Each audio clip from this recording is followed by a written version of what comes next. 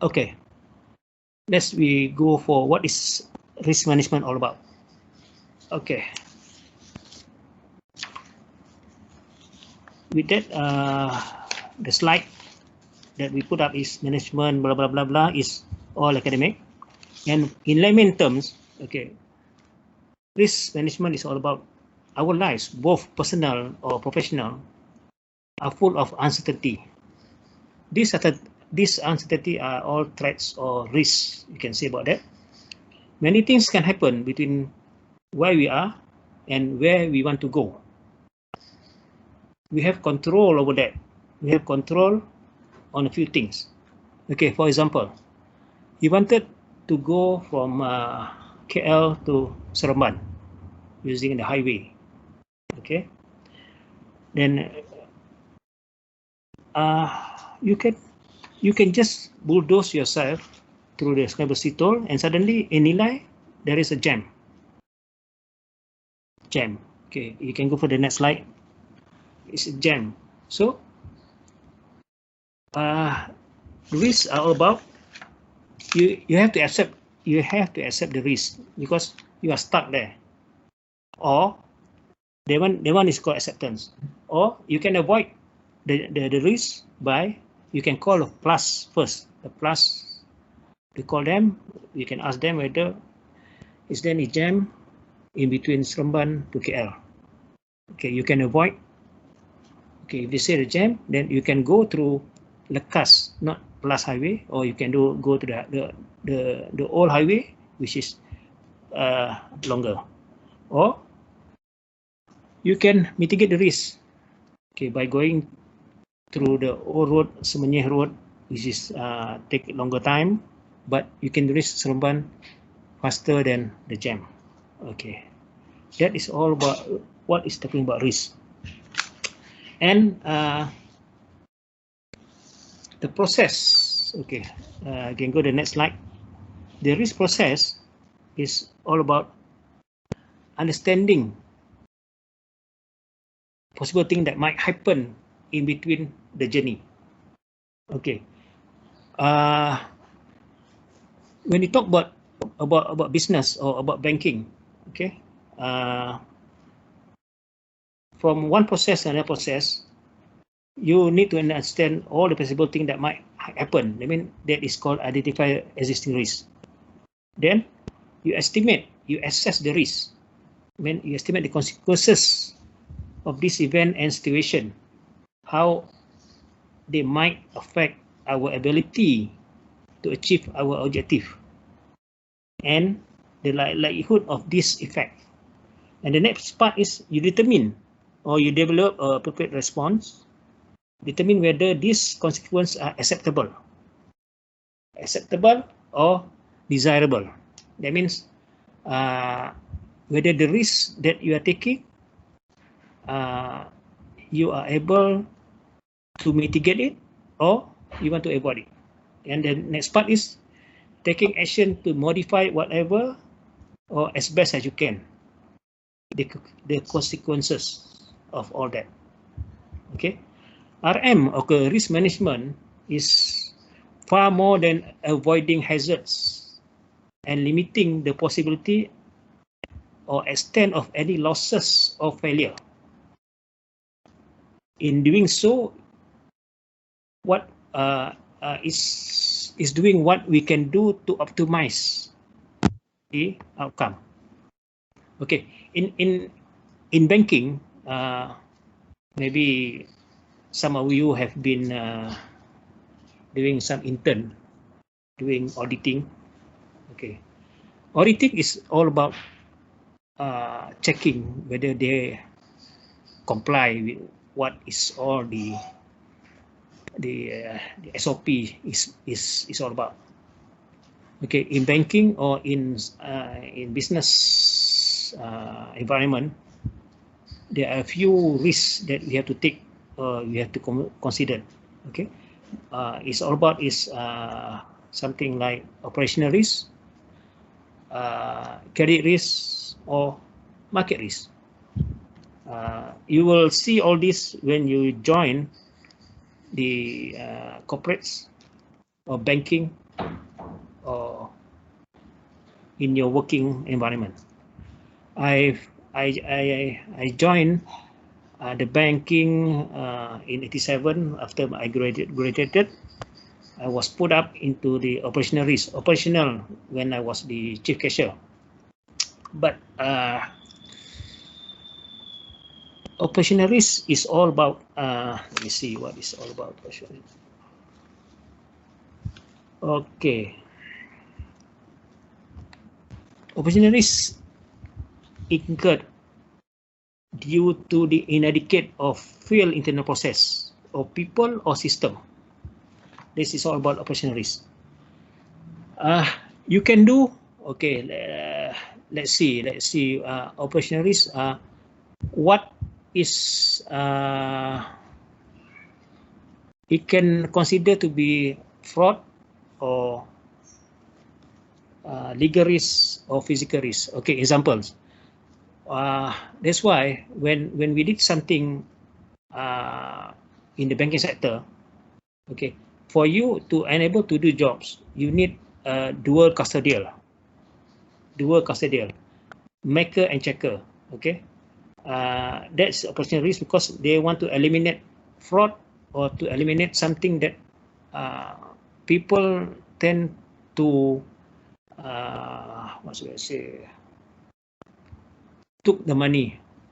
Okay, let's say, okay, in let's say, for example, when you are doing the cash room, in the cash room, okay, for you to withdraw money from your vault, okay, if it is $1,000, you need only 1%. But it's more than 1,000, you need 2%. That means the cashier and the chief cashier have to check. But if it more than $100,000, that means the third person have to go. That this is called the risk that you've taken. You have mitigated the risk. But however, due to inadequate people, they intend to swindle some money. For example,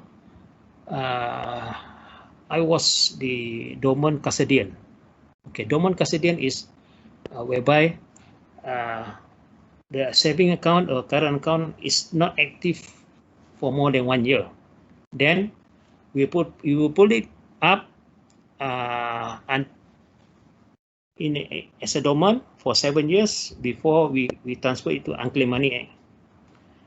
To activate the dormant account, we need to have dual custodial. That means 2 people to operate the account. However, during the old days, whereby we use the password, and people tend to think they are smart, but they forgot. They always audit trail in whatever you do. When you go into the system, there's only audit trail. Then your name is there, but you tend to believe that you are smart. So it occurs when I was in a earlier bank, and it opened in a branch. Okay, this lady, because dormant account normally is not activated by old people. Mostly they are 80s, whereby the siblings also don't know that these ladies or the old ladies have account. So what do these young graduates do is they withdraw the money. They withdraw the money from the dormant account, whereby they ask the senior officer for the password. Normally, in the branch, they are like buddies. Okay, they said, okay, Mr. Lee, can you give me password? Can you approve this transaction? Okay, I'm busy. So I give you password, you do it. So they give the password, not knowing that the junior officer wanted to do something wrong. Okay, so this junior officer do the transaction, withdraw the money, but not much. At the time, he took 1,000, 1,000, 1,000. Okay, until one day, this old lady came to the branch to withdraw the money, and to her frightened or situation, he found out that the money has been withdrawn without her authority. So that's coming, the audit team coming. So there's an audit trail. The total amount withdrawn was mostly 50,000 over a period of 6 months. And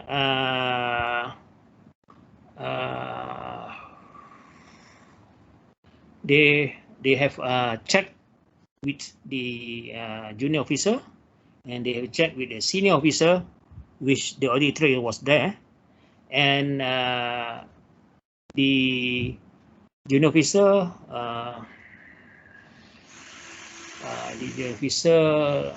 has already said that he took the money and he has used the password of the senior officer for the crime that he has done. So the senior officer who did not do the thing but given the password was asked to resign, and they wanted to terminate the junior officer, but however, the parent of the junior officer came in and pay all the debts, because at that time when you are sacked from the bank, it's very hard for you to go to the market to get a job. That is why previously junior officers don't try to swindle any money, because there is always an audit trail. And this operational risk is there. Whatever you do, there's always a risk. That's why when we do things, the management has seen the risk for you to mitigate. Because why? Everything when you do in the bank or in something, there must be a dual custodian or a maker and checker, because they wanted to prevent any losses incurred to the bank. This is operational risk. Anyone want to talk about that? I open to the floor about any operational risk. This is banking. In other corporates, they might have some event on that, but I would not know the corporate side. But mostly, when you sign something or you do petty cash, you must have dual custodian. The one who take out, sign it, and the one who approve it, sign it. That is operational risk. They don't want to anything lost to the bank itself or to the corporate itself. Any question on that?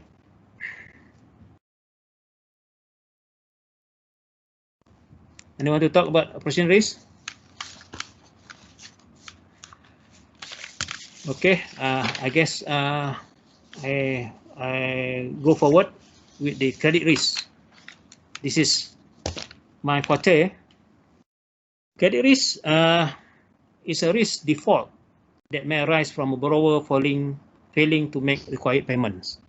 Okay, we go on layman terms first. Okay, when you wanted to borrow to buy a house, or firstly we buy a car first, okay, because graduates tend to want to buy a car when they're just 1 or 2 years in the service. Okay, let's say the installment of the car is 1,000 per month, and your salary is 3,000 per month. So it's 1/3 of your salary. That means it's okay for you to the bank will always granted the loan because it is always 1/3 of your take home pay. But however, if your salary is only 2,000, but you need to pay 1,000 for your money installment. Okay, the bank has a way to give you to grant you the higher purchase. Okay, how they do it? Okay, you might have to put up a guarantor on the amount that is the 1,000 amount, the $1,000 guarantor. That means anything default, the guarantor will did the payment for the rest of the loan that granted to you. This is how they see the risk. They wanted to assist you, but nowadays it's very difficult for you to have guarantors unless you have some of your siblings of your saudara mara that can assist you. Okay, the other part is, okay, apart from housing loan, is very difficult to say now because you might need to have the full payment, the full salary that you might have for housing loan, because nowadays the cost of the house is very expensive now. Is 500,000, 500,000, 600,000. So the bank also is having difficulty to find the best borrower, because they don't want the house the loan to be you cannot pay the loan. Okay, that's it. Okay, we're looking at now the perspective of a bank. Okay, like my forte, I'm doing the correspondent banking risk. That means I'm doing the risk of a bank. Bankers in the world, they have they did open account with some other banks. We call it Nostro Bank, Nostro Bank and Nostro account. Okay, whereby let's say you wanted to send a money to your parents want to send the money to your sister in UK. Let's say one bank in UK is, what bank in UK you have? I've forgotten some. Okay, let's say you send money to US, is called Bank of America. Okay, you go to a bank here, CIMB or to Maybank. Okay, I want to send my money to my daughter in US through Bank America. So you will fill out a form, and you paid some money there. Let's say you want to send $2,000 US, and then you have to pay the exchange rate $4. All in is 8,000 plus. Okay, before CIMB or Maybank can send the money over there to Bank America, they need to have an agent bank in US dollar in the US. Okay, in order for them to have a US dollar agent, we in correspondent banking will analyze the credit rating or credit of the bank in US. Okay. What we do is we will check their financials we will check their credit rating, be it the bank or the country itself. And after we have analyzed everything, then we will put up a paper to our management that we need to open account with this US bank to assist our customer to send money overseas. But by then, when the other bank receive our application, they also will do a checking on us whether our bank is good enough to open a nostro account with them, because we need to put up a money depending on their desire. Sometimes we need to put a current account of $1 million there, and then whatever we ask them to pay, they will deduct from the balance up to maybe 500,000. Then we have to top up again to put up 1 million. This one all will be depends on the banking system, the bank that we want to open bank. We have a lot of nostro account. We can have the bank will have a nostro account in Saudi Arabia, in US, in Canada, in Australia, in New Zealand, everywhere in the world, just to assist the customer to send money and to assist our businessmen here to forward their money there. This is all what the bank is doing to increase the economy of the country of Malaysia. This is how we assist our customer.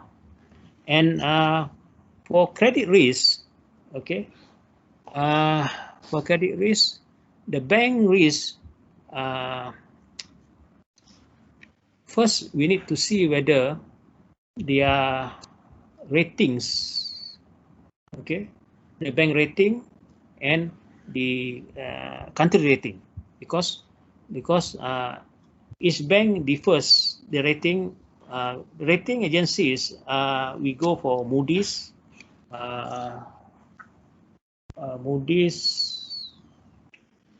we can go for Fitch, we can go S&P. And some banks are not rated by any of the agencies because they are not qualified or they are too small. For bank ratings, most bank won't go for the C rating, below B minus, because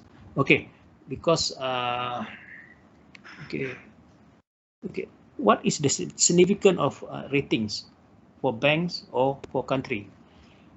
For A-rated countries or banks, whatever you want to do borrowing overseas, or you want to have some business with other bank, the interest rate will be lower because you are A-rated bank or triple A-rated bank or A- bank. But however, if your bank is fall under B category, the spread will be higher. This is why the banking sector or the country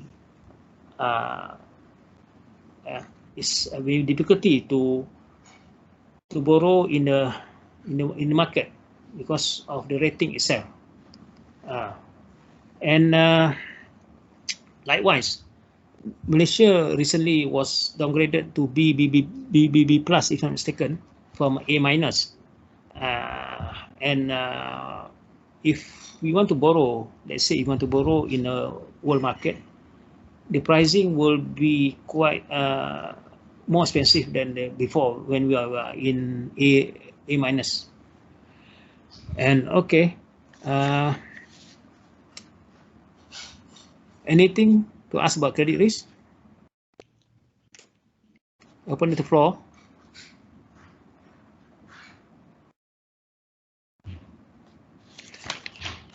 Perhaps Cik Faizal can explain about what are factors that influence rating? Okay. Ratings might depend on the okay, let me see.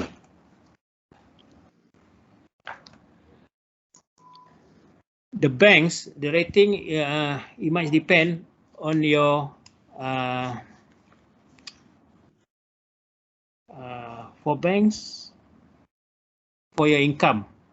Okay, depend on income, depend on your management, depend on where you are, your country, and depend on your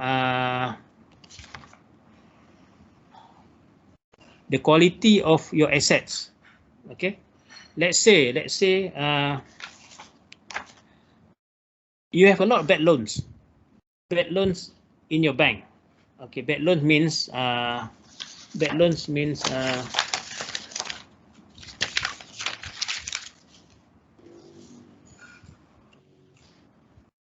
impaired loans over gross loan. Okay, normally the average impaired loans over gross loan is about 2 or 3%. Or it can go up to 4%. But suddenly your bank is 10%. That means 10% gross impaired loans. That means for every $1, 10 cents is bad loan. So people or the ratings agency will see that because out of $100, $10 is bad loan. So that is one of the criteria of that. And some more, they will see who is the shareholders of the bank. If it is a family owned, it also affect the thing. But if it is the shareholders is a government owned or something, some organization which well capitalized, you will see the rating is better. And it also depends on the country where it sits. Let's say if US US or UK, which is already a A-rated bank, and the banks that they are rated is under the provision of the government itself, it will be a better rating banks compared to a country which is situated in the Africa or in the lower category of banks. Currently, Sri Lanka has been downgraded from B- to CCC. It will be difficult for the banks to go to the market to ask for credit facilities with the bank because the pricing will be more expensive. They can do, but the bank will charge them a higher rate compared to the bank which is A-rated bank. Okay, any more question on that?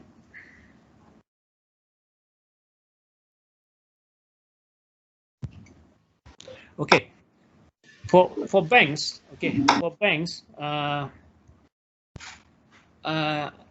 I used to analyze banks when I was in my bank.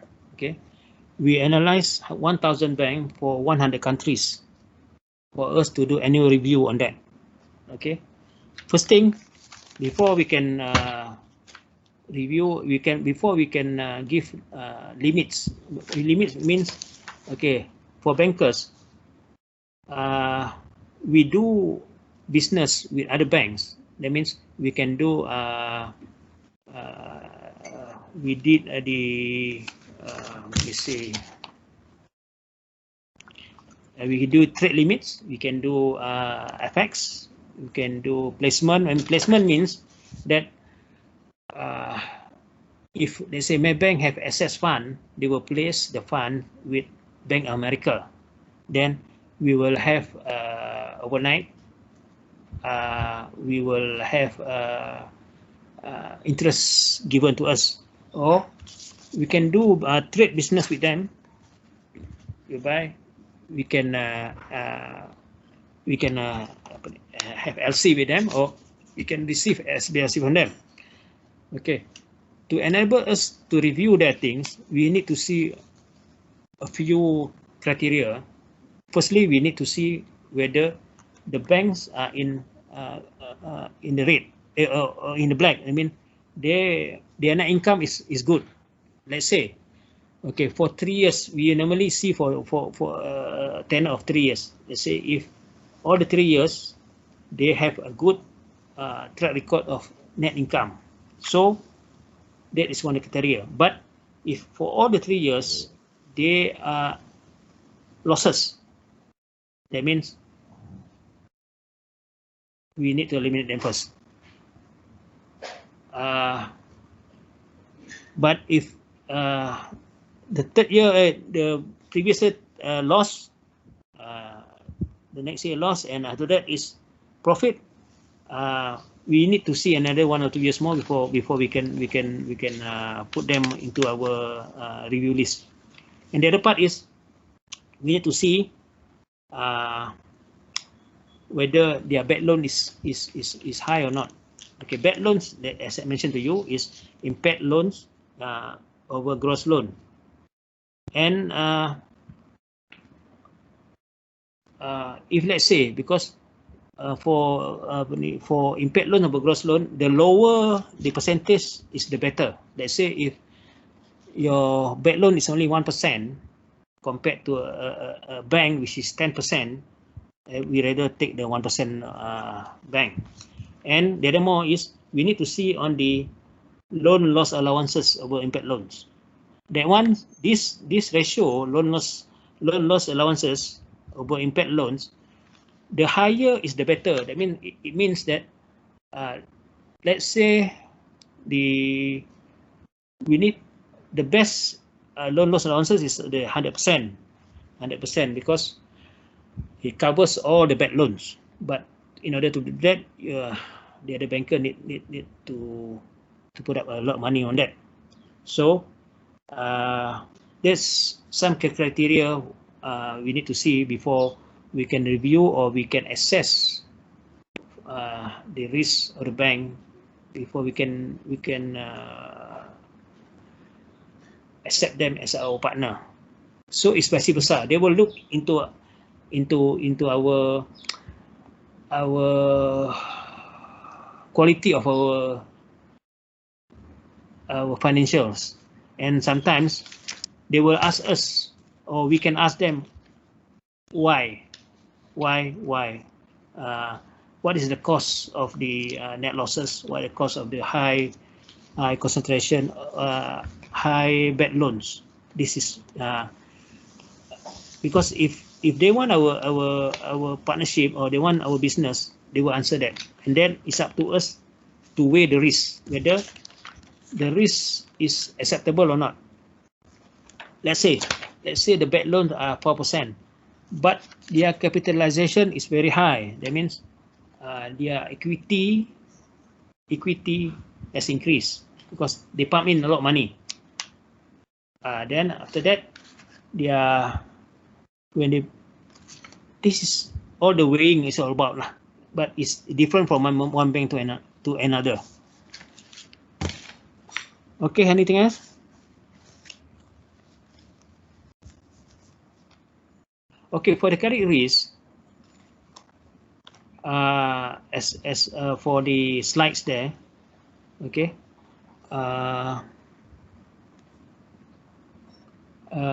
losses can arise in number of circumstances. Customer fail to pay due mortgage loan, about credit loan or something like that, and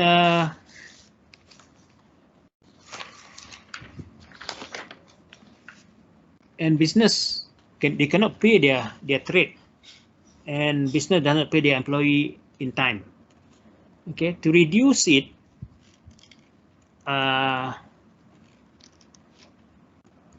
there is a few default risks To reduce it, the lender may, okay, to reduce all the thing, we can do a slide before, please.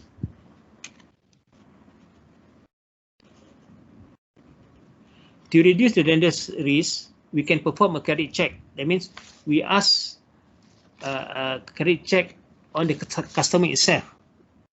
Okay, but this credit check, it will be charged because we ask a third party to do for us.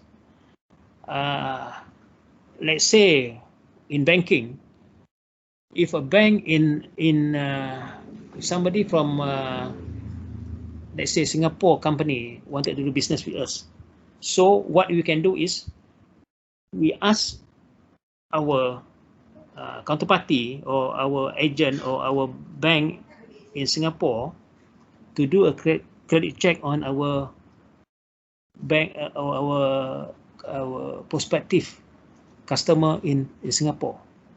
They will do a check on that, and we will rely on their credit report. But normally they will charge us maybe 50 to 100 Sing dollars for every credit report. And as I mentioned before, for the high purchase loan, if you're not enough, you may need a guarantor for that, and it's all there. You cannot pay for your monthly installment, or you're not that high enough, then we will ask for a guarantor. This is a normal, whether it is a housing loan or a higher purchase. And the bank, as a last resort, they can also sell the risk that is in their book. This is called risk participation. This is what I've been doing when I was in my bank. The bank in Singapore sell the risk to us, and we can buy it. We can price it. But as mentioned before, we will have to analyze the credit of the bank itself before we can buy the risk. We are afraid that we would not, they will not be able to pay us when the risk is matured. Okay.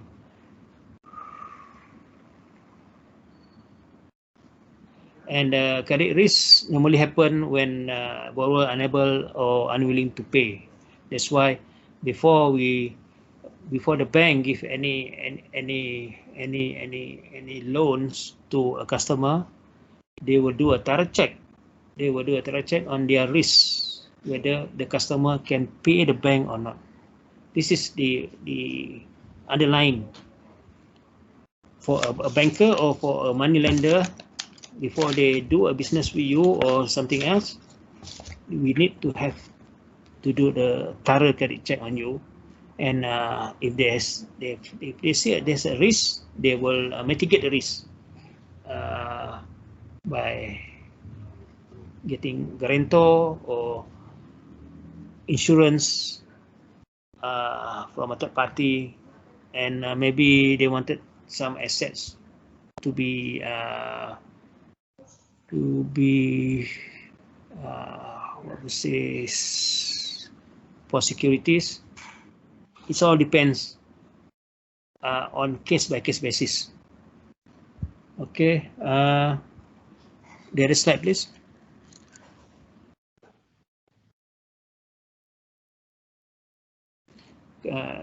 We go for the credit risk report. Is you cannot pay the risk. Concentration risk is whereby we cannot give the group of customers. Okay, one customer, maybe they have groups.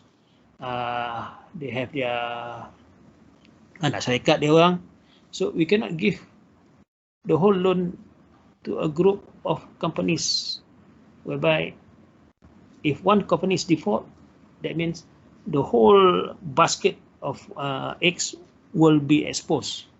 So concentration risk, it can be that way, or it can be depending on the industries. We cannot give all the loans to let's say to mining, or we cannot. We have to diversify our risk. We can go mining, rubber tapping, housing loan, blah blah blah. We cannot concentrate all into housing loan, because the risk is all there. If let's say people cannot pay, then the bank will be in trouble. Okay, the other part is country risk. As mentioned to you, country risk is, it can be, you can do business with some country, but dia akan milik negara kan. It depend on the country itself. Foreign currency payment. And country risk will depends on the rating itself. Just like as I mentioned to you now, Malaysia has been reduced the rating from A- to BBB+, and hopefully there's no effect follows on that. Okay. Then I want to go to market risk. Okay, market risk is all about market risk. We can see through our everyday life. Let's say exchange risk. Market risk we can consider by foreign exchange risk. We can buy, let's say currently the exchange rate for sterling pound, you buy is 5.43, but you sell at 5.47. Then when you go to the exchange booth, you say you want to buy $1,000, so you have to pay 5,470 for $1,000 sterling pound. Then when you come back, you want to sell back, it's reduced to 5.3. That's the risk you have to take. Unless you want to wait for the rate to increase. But as you know, the market risk is can pull it down and it can be lowered. So you will intend to lose a lot. This is the risk that you have to take. You have to mitigate, or you have to accept the risk. Mostly, the market risk is determined by the market player, like the foreign exchange booth. They will determine it on a market scale. You can buy 5.47, but by then when you come back from UK, you sell back, it's 5.35. You will lose $12. This is all the risk to do with the market. It's the same as equity risk when you buy stocks in the market. It depends. Now with the COVID, the price might go down. So you have to, whether you keep quiet in the market or you want to buy lower risk stock and sell it